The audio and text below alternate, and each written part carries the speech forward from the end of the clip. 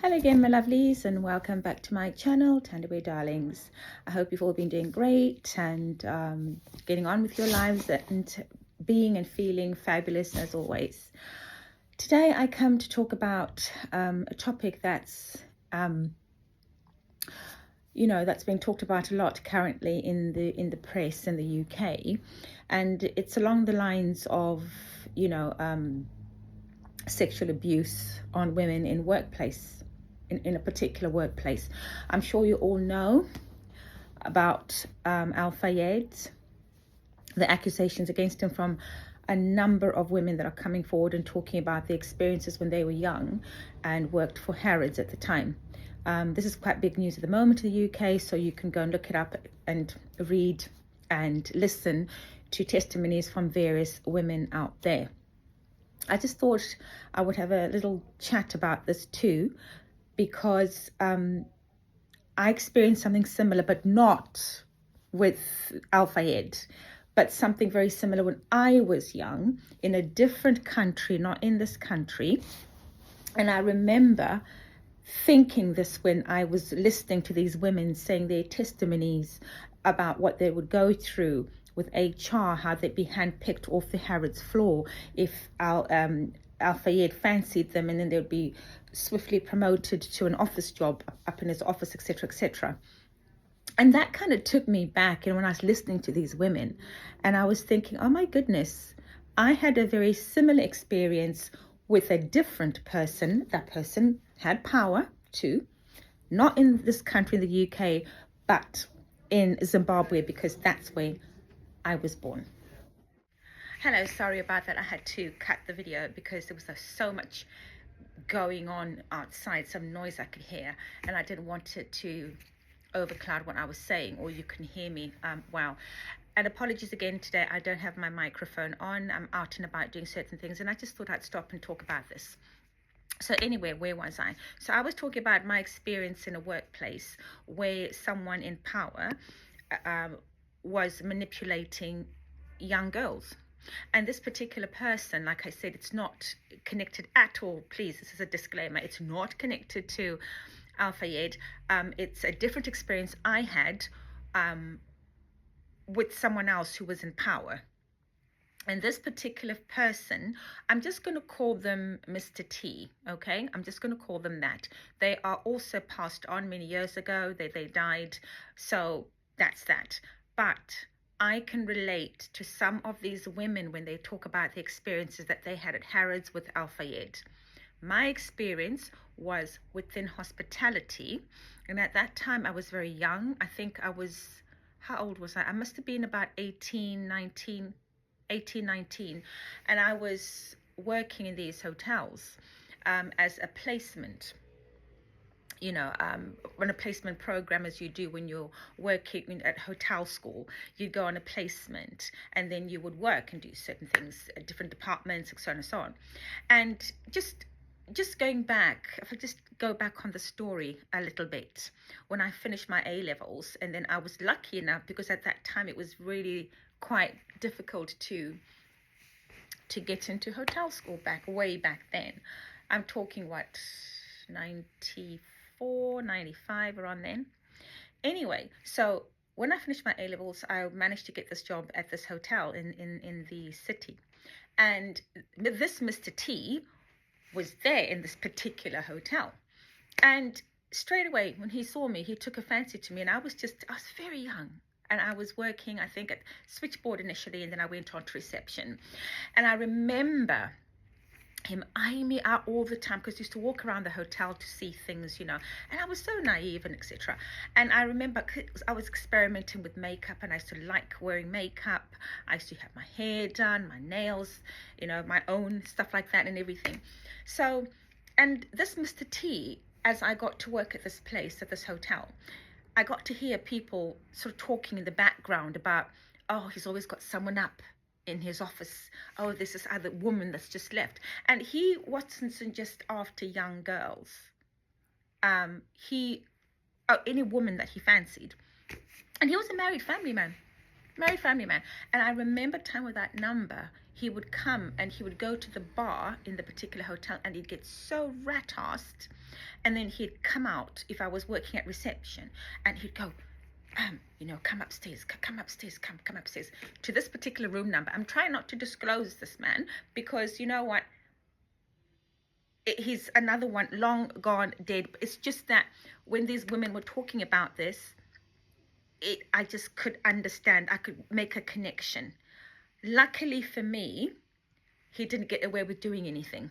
But it's just that, and I can't speak for other women. I'm sure that other women went along with it. Maybe other women, young, naive, wanted to get on with him so they could have favors or promotions. I do not know. I'm not here to judge or speak on behalf of other women, but I'm certainly here to talk about my experience with Mr. T. So he'd come along and he'd always say to me, oh, come upstairs. And I'm saying, no, sir, there's nothing I need to do in room such and such and such. If all the work I need to do is hit reception. And I was quite headstrong, I remember. But I used to, and it's because I used to hear people saying, and some of the other women, like in the housekeeping department, would warn me about him and say, be careful of Mr. T. A young girl like you, pretty like you, be careful. He's going to be your next target. And so when he started making these passes, I was like, this is what Mrs. So-and-so was telling me. Oh, this is what so-and-so was telling me. So you could say I was quite prepared, and I thought, no. Because in my head, I was just so like, I want to get onto hotel school. I want to finish and work in a hotel as a manager, etc., and all that. And I didn't want anything to spoil it. And I wasn't even dating at the time. But, I was experiencing all these things, but I had a lot of women actually at this particular workplace that warned me about Mr. T. So anyway, moving on. I then go to hotel school, and then towards the end of hotel school, you have the industrial placement. And what do you know? Our paths crossed again with Mr. T, right? This time I'm a little more mature. I must have been in my, how old was I? In my 20s, very early 20s to 21, probably 21, 22. Anyway, Mr. T comes along at the hotel that I was placed, right? And he was there. And he said to me, oh, and he used to claim that he knew my dad. He used to go on and on every time. Oh, I know your dad from such and such and such. Oh, I know your dad from such and such and such. And then I asked my dad about this Mr. T, and he says, oh yeah, I used to know him when I used to work at such and such and such. And but it wasn't someone he knew so well. But anyway, going forward, I go to this hotel, and there he is as the top man at this particular hotel. And again, he's making passes at me. And then I would hear people say that, oh, Mr. T's at it again. Someone like you who's, oh, nice and slim, because he likes them nice and tall and slim and fair-skinned. That's what they always used to tell me. Oh, he likes the fair-skinned ones like yourself. Oh, he likes the tall, pretty ones like yourself. So having had that experience for many years ago, before I went to hotel school, I was like, oh, this man hasn't grown at all. He's still the same. So I was quite away. So anyway, so we had a program that we had when you went on industrial attachment, and you had to go to different departments during that time. So you get experience from, let's say, if you were doing food and beverage, you'd go to the kitchens or room service, anything to do with food and beverage. I was doing front of house at this particular hotel.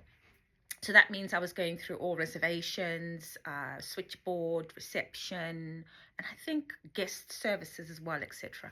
And the hotel school had also added, if you were on your front of house attachment, you also needed to do a week in maintenance. And they said that was important because you need to know when things break down. Not that I was ever going to fix burst pipes or anything, but they wanted you to be aware of what goes on in that department. They did not want to leave that one out. So come to the time when I was supposed to go to maintenance, I remember it was a Monday to do my week in maintenance. So there I turned up in maintenance at this hotel where Mr. T was the top guy. And people spoke very highly of him, and I'm sure he did a good job in the hotel side of things. But he was quite powerful, and he just loved women. Point blank, he loved women. So anyway, I go off to maintenance. And I'm sitting there, and I remember I was given a white overcoat, like a white jacket, those long jackets that doctors used to wear back in the day. I was given one of those, dust coats, whatever. And the maintenance manager, I'm not going to mention his name, was really nice. And he sat me down. He said, okay, I'll attach you to Mr. So-and-so. You can go around with them and see what we do when things go wrong, technically or maintenance-wise in the hotel. And then he popped out of the office, and I was sitting there. So Mr. T always used to do his rounds in the hotel, right? Always to do his rounds. And then he comes along and he sees me, and he's sitting there and he goes, hello, the young lady. He always used to say young lady, or to me anyway. Hello there, young lady. I said, oh, good morning, Mr. So-and-so. You know, you're all polite because, you know, he's the big guy. And then he goes, what are you doing here? And I said, oh, I've got my maintenance placement here for the week. And then he used to go, no, what nonsense is this? What a waste of time. What will you learn in maintenance? I'm thinking, well, it's in my program. I'm supposed to be here to do this. And he goes, no, not what nonsense. Take that silly jacket off. Off you go to my office, he said. Oh, yes. Off you go to my office. My PA is not there this week, and I need you to go and cover her. Just like that. You think you would have known your PA was going off for the week. You would have made arrangements, but no. Actually, his PA was away that week. So he said to me, can you go to my office? Instead of wasting time here doing nothing with maintenance, you learn nothing with this. You know, go to my office so that you can answer my phones, my office, and take messages. That's what he said to me. You know, you're still young, and you're still like, you know, this is a well-known big guy in this industry. And okay, he's asked me to go to his office and answer his phones. And I'm thinking, if hotel school finds out about this, they will not be very pleased with us. But he was powerful. He said, you won't learn anything from maintenance. So go and man the phones. So off I went to man the phones. For the whole week, I was there manning the phones. He didn't touch me or anything, but he was so suggestive. He would come in there, he'd go, oh, my kids are coming from school, can you go and in one of the suites upstairs, can you go and help them with their homework or just babysit? And I used to be so petrified, but I would go there. But he would say things like, you're very beautiful, what's wrong with you after all these years, you know, we meet again, why don't you know I can do things for you, blah, insinuating basically that he wanted to have me sexually.